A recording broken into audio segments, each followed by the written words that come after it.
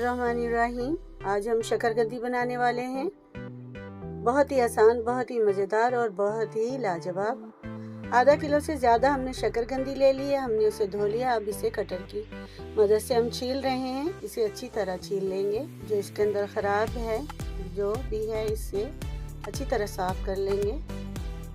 क्योंकि वैसे तो मैं फ्रेश लेकर आई हूँ, फिर भी हम इसे अच्छी तरह छील लेते हैं। इसी तरह सारी शकरकंदी हम छील लेंगे।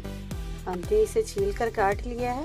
ये देखें, इन टुकड़ों में ऐसे बड़े बड़े पीस कर लिए हैं। अब इसे हम पैन में डालते हैं। सारी पैन में डाल देंगे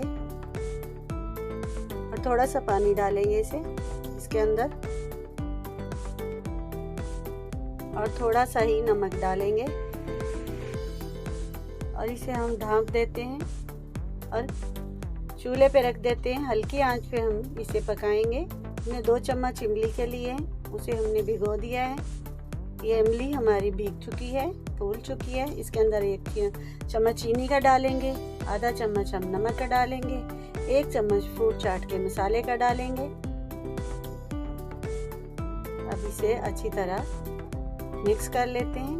ये इमली की चटनी जो हमने बनाई है, ये भी हम शकरकंदी के ऊपर डालेंगे। ये हमारी इमली तैयार हो गई है और शकरकंदी भी हमारी गल चुकी है। इसके अंदर 1 चम्मच फ्रूट चाट का मसाला डालेंगे।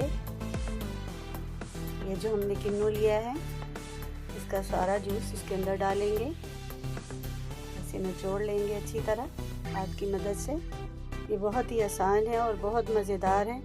आप लाजमी अपने घर में ट्राई करें। अब इसे अच्छी तरह हम हल कर लेते हैं।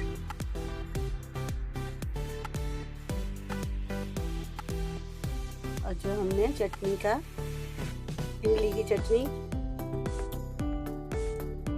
बनाई है, वो इसके ऊपर डाल देंगे। अब इसे हम सर्व करेंगे।